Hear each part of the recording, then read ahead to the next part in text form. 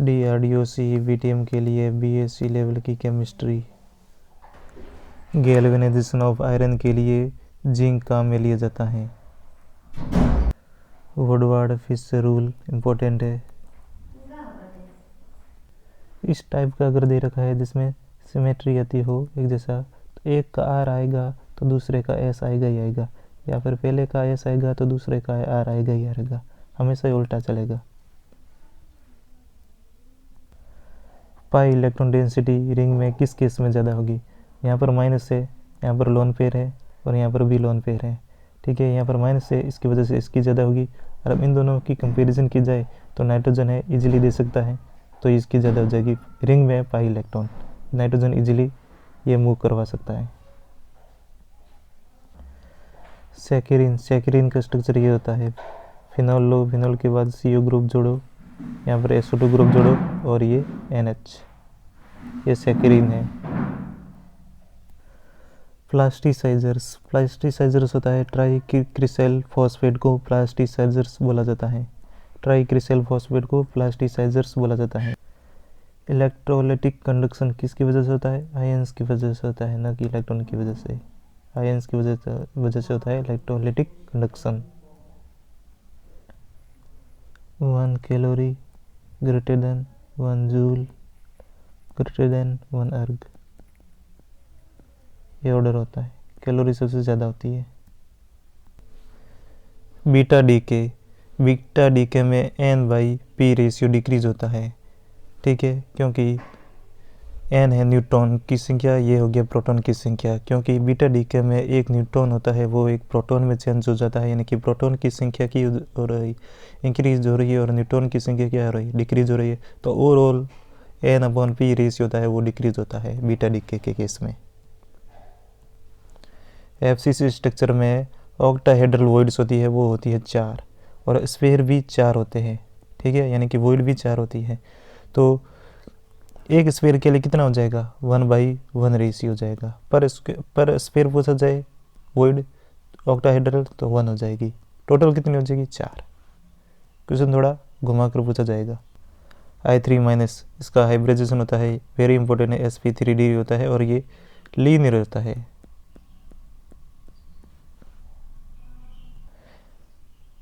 इन दोनों में पूछा जाए कि कौन सबसे ज़्यादा आयनिक है और कौन सबसे कम है। ठीक है, इन दोनों का इलेक्ट्रोनेगेटिविटी डिफरेंस से चेक करो। इनका ज़्यादा डिफरेंस आ रहा है इसलिए ये ज़्यादा आयनिक है, इन दोनों का डिफरेंस कम होता है इसलिए ये कम आयनिक होता है। तो कॉन्सेप्ट ये है कि आयनिक है, वो करेक्टर देखने के लिए इलेक्ट्रोनेगेटिविटी का डिफरेंस देखो। इसमें कोऑर्डिनेशन नंबर कितने होंगे? 6 दिख रहा है, 6 नहीं है, 12 कोऑर्डिनेशन नंबर है, याद रखो, इम्पोर्टेंट है। EDTA यानी कि एथिलीन डाइअमाइन टेट्राएसिडेट, ये क्या होता है? पेंटाडेंटेट होता है, पेंटाडेंटेट होता है। NH4Cl में कितने आयनिक बॉन्ड है, कितने कोवेलेंट है और कितने कोऑर्डिनेट? देखो, अमोनिया होता है NH3, तो 3 तो हो गए अभी कोवेलेंट बॉन्ड। अब इसके ऊपर लोन होता है, लोन पेयर होता है, तो एक हाइड्रोजन को और दे देगा, तो ये देगा, तो ये कौन सा बॉन्ड होगा? कोऑर्डिनेट बॉन्ड हो जाएगा। तो कोवेलेंट तो कितने हो जाएंगे? 3, कोऑर्डिनेट कितना हो गया? 1, तो ये क्या बन जाएगा? NH4+ बन जाएगा। तो Cl है माइनस, ये दोनों जुड़ जाएंगे, NH4+ और Cl-, तो ये बॉन्ड कौन सा है? आयनिक, तो एक आयनिक बॉन्ड बनेगा। तो ऐसे ही औरों के भी निकालो। नोबल गैसेस में जेनॉन होता है, वो मैक्सिमम कंपाउंड बनाता है, मैक्सिमम कंपाउंड जेनॉन बनाता है। ओस्टवाल्ड प्रोसेस से हम HNO3 बनाते हैं, और इसमें जो कैटलिस्ट होता है वो PT लिया जाता है, प्लेटिनम लिया जाता है। इम्पोर्टेंट है याद करने की, ओस्टवाल्ड T आता है तो PT हो जाएगा, HNO3 का बनाया जाता है ओस्टवाल्ड प्रोसेस से। डीबाई हकल ओनसागर इक्वेशन कौन सी होती है? ये होती है A lambda equal to lambda naught minus A plus B into lambda naught under root C। ये इक्वेशन होती है, न्यूमेरिकली भी पूछा जा सकता है और इक्वेशन भी पूछा जा सकती है, तो बहुत ज़्यादा इंपॉर्टेंट है। ये लैम्डा नॉट यहाँ कर दो। इनका डाइपोल मोमेंट का ऑर्डर क्या होगा, H2O का सबसे ज़्यादा, फिर NH3, फिर NF3 का ऑर्डर हो जाएगा। O2, O2 plus, O2 plus plus, O2 minus. इसमें मोस्ट पैरामैग्नेटिक कौन है? पैरामैग्नेटिक वो होता है जहाँ पर जिसमें अनपेयर्ड इलेक्ट्रॉन सबसे ज़्यादा होते हैं, तो O2 में होते हैं।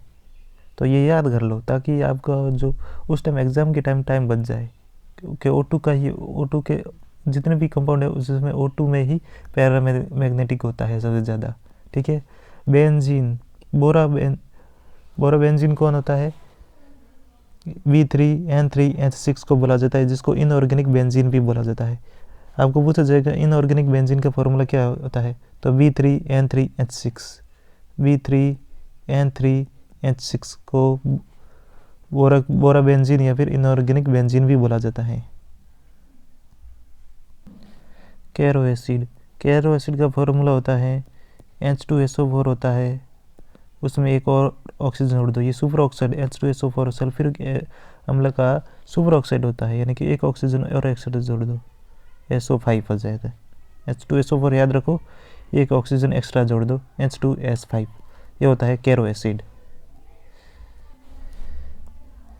NaCl में इसके जो केटायन है इसमें इसका कोऑर्डिनेशन नंबर होता है 6, याद रखो, इम्पोर्टेंट है। NaCl का ही पूछा जाता है मोस्टली। B2H6, ठीक है, डाइबोरेन बोला जाता है। इसका स्ट्रक्चर ये होता है, हाइड्रोजन, ये बोरॉन बना दो, फिर ये हाइड्रोजन, और यहाँ पर हाइड्रोजन। ठीक है, और ये दोनों ही जुड़े हुए होते हैं, ये हाइड्रोजन ऐसे, यानी कि ब्रिज से जुड़े होते हैं, तो याद रखो। और इसमें हाइब्रिडाइजेशन होता है sp3, दोनों का ही sp3 होता है, इम्पोर्टेंट है बहुत ज़्यादा। एल्यूमिनियम के जो कार्बाइड होते हैं, इसका अगर हाइड्रोलिसिस करवा दिया जाए तो ये क्या देते हैं? मेथेन देते हैं, हमेशा ही मेथेन देते हैं, याद रखना, बहुत ही ज़्यादा इंपॉर्टेंट है। ये मेथेन देते हैं, एल्यूमिनियम की कार्बाइड मेथेन देते हैं अगर ऑन हाइड्रोलिसिस। BH3 का हाइब्रिडाइजेशन होता है sp2, यहाँ पर sp3 नहीं होता है, sp2 होता है। मॉन्ड्स प्रोसेस निकल ये बनाने में काम आता है। ठीक है, मॉन्ड्स प्रोसेस NiCO4 बनाने के काम आता है। मॉन्ड्स प्रोसेस याद रह जाएगा, O यहाँ पर आ रहा है तो O यहाँ पर आ रहा है, तो ये मॉन्ड्स तो हो जाएगा। ये M है तो M के बाद N आता है, तो MN ये हो गया, और O का O ये हो रहा, तो मॉन्ड्स प्रोसेस काम आता है NiCO4 बनाने में। कॉन्टैक्ट प्रोसेस काम में लिए जाते हैं H2SO4 बनाने में, और इसमें काम आता है V2O5। ठीक है, वेनेडियम पेंटाऑक्साइड काम में आता है H2SO4 बनाने में। दोनों ही चीज़ें इंपॉर्टेंट है। कॉन्टैक्ट प्रोसेस से क्या बनाया जाता है? H2SO4। क्या काम में लिया जाता है? वेनेडियम पेंटाऑक्साइड काम में लिया जाता है। ग्रिग्नार्ड रीजेंट में RMgX होता है। ठीक है, और अगर आगे सुपर लगा दिया जाए, सुपर ग्रिग्नार्ड रीजन, तो Mg की जगह हो जाएगा लिथियम, तो RLiX, इसको बोला जाता है super Grignard reagent. Silicone rubber होता है, वह इनऑर्गेनिक पॉलीमर होता है। ठीक है, सिलिकॉन रबर होता है, इनऑर्गेनिक पॉलीमर होता है।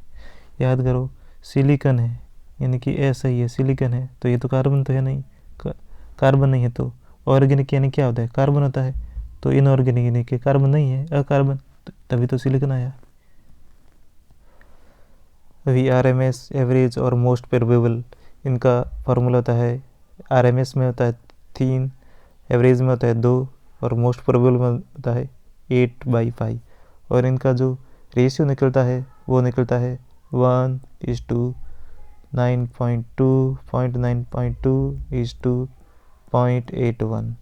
ये रेशियो निकलता है।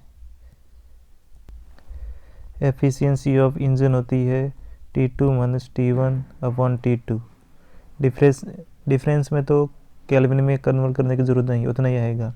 यहाँ पर केल्विन ज़रूर लिखना, तो इसके लिए 273 डिग्री जोड़ना पड़ेगा सेल्सियस में। एक क्यूबिक क्रिस्टल में सिमेट्रिक कितनी होती है?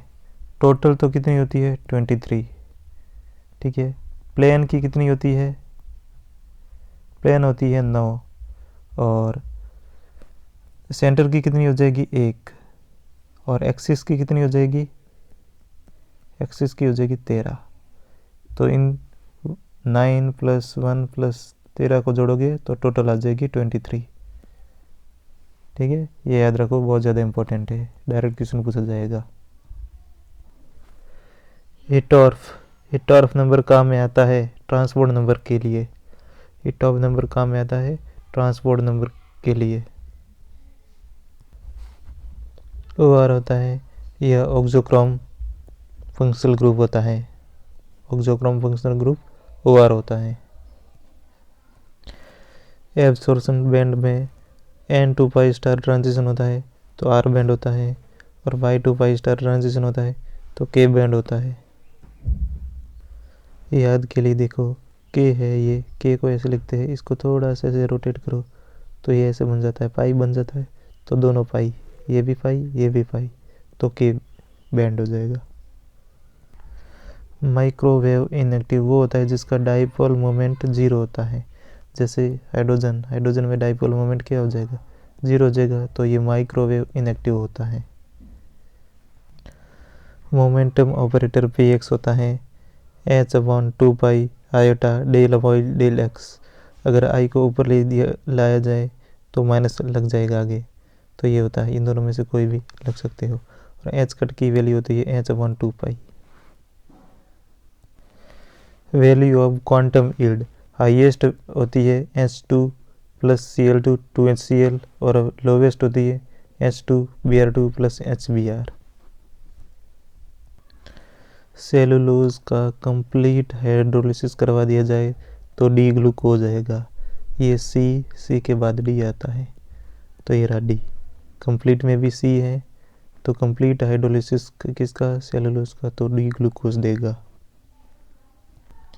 सिंथेटिक डिटर्जेंट होता है C17, H36, CWNA, या फिर एक और बढ़ा दो, C18, H37। ये 1+ हो गया, ये 1+ हो गया, यहाँ पर ऑक्सीजन 1+ हो गया, SO3Na। इन दोनों में से कोई भी सिंथेटिक डिटर्जेंट होता है। फिनोल और फॉर्मेल्डिहाइड का अगर सिंथेसिस करवाया जाए तो क्या बनेगा? बेकेलाइट बनता है। फिनोल और फॉर्मेल्डिहाइड का सिंथेसिस करवाए तो बेकेलाइट बनता है। स्टार लगाओ इस पर। तो ये वाला वीडियो तो बस छोटा ही रखते हैं, मिलते हैं अगले वीडियो में।